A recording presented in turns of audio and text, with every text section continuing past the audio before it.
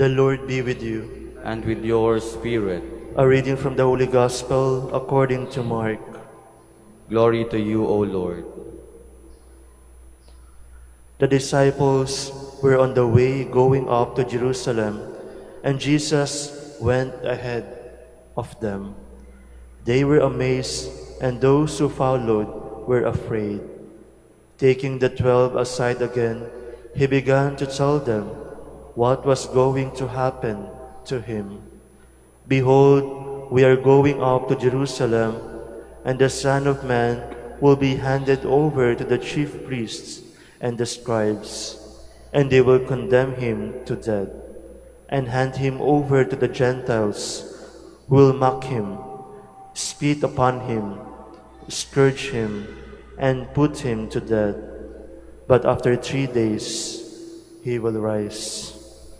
Then James and John, the sons of Zebedee, came to Jesus and said to him, Teacher, we want you to do for us whatever we ask of you. He replied, What do you wish me to do for you? They answered him, Grant that in your glory we may sit one at your right and the other at your left.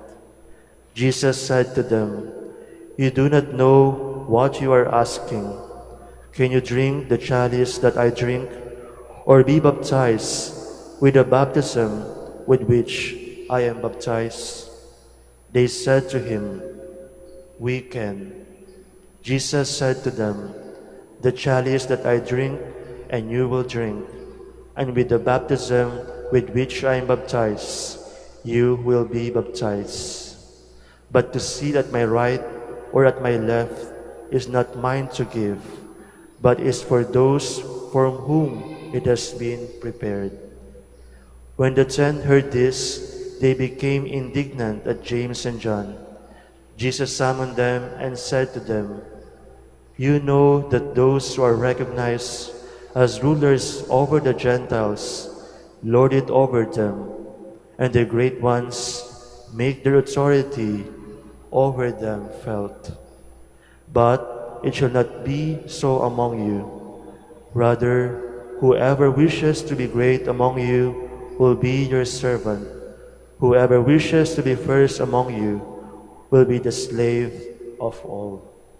For the Son of Man did not come to be served, but to serve and to give his life as a ransom for many. The Gospel of the Lord. Praise to you, Lord Jesus Christ. Please be seated.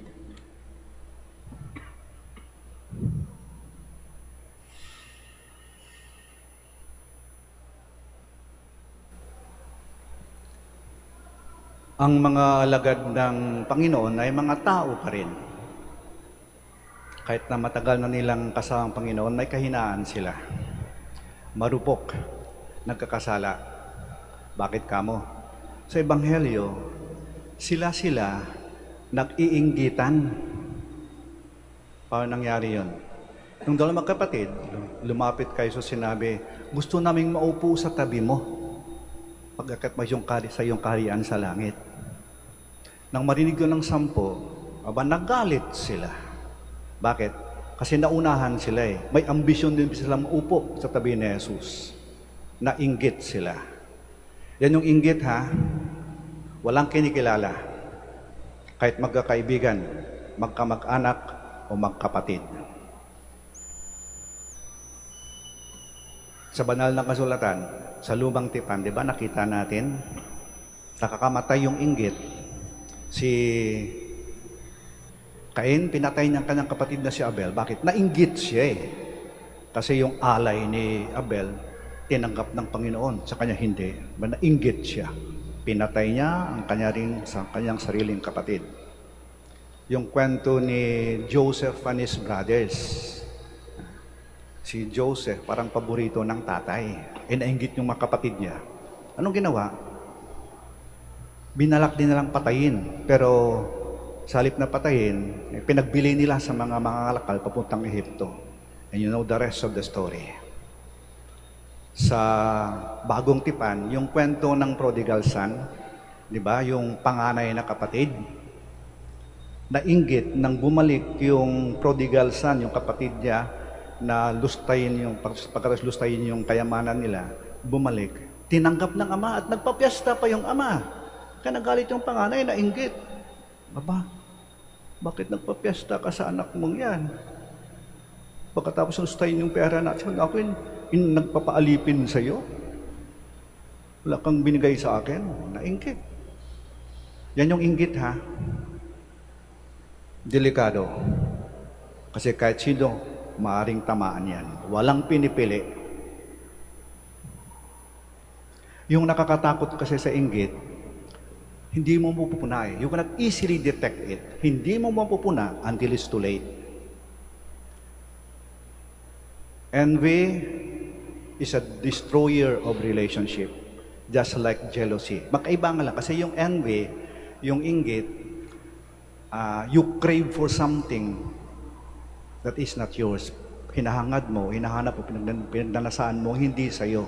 Yung jealousy, natatakot kang mawala kung anong meron ka.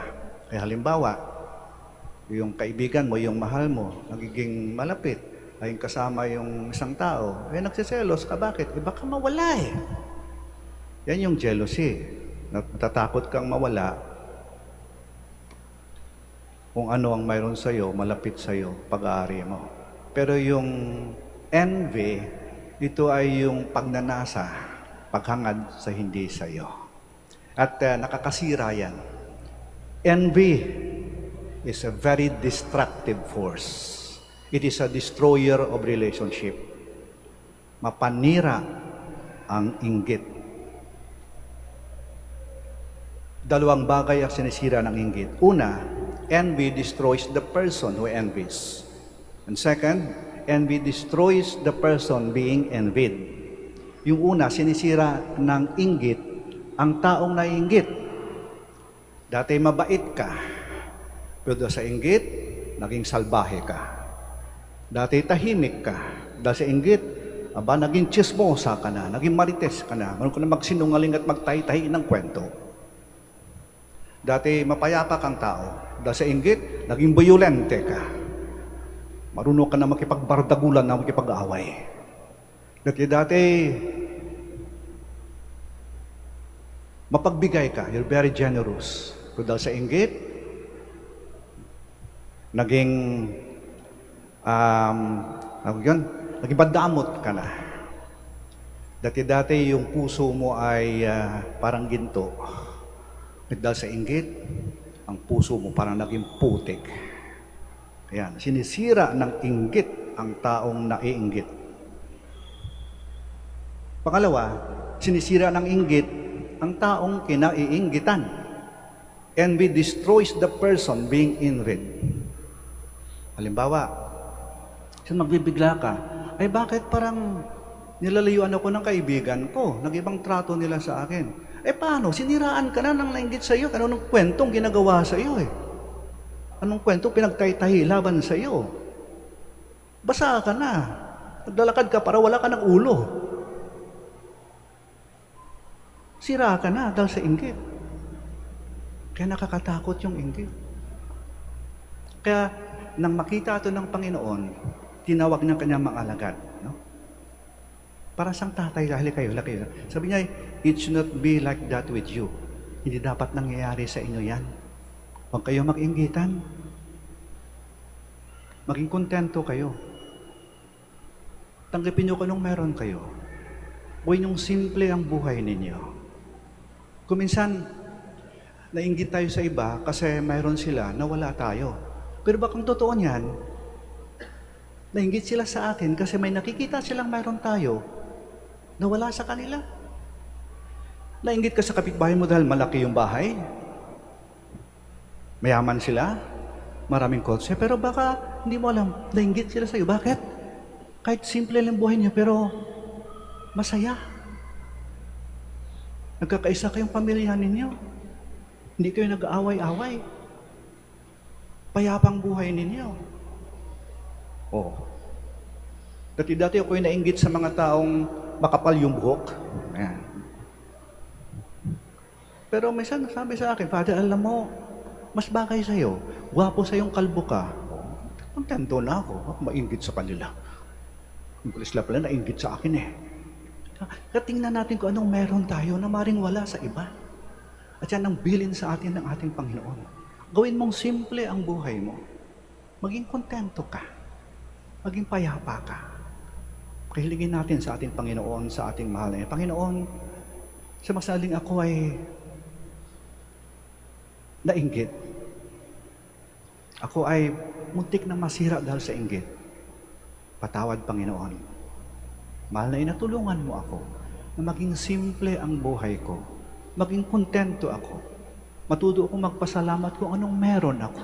At hindi ako maghangad na kung anong wala sa akin. Itong ating dasal. Inggit, layuan mo ako.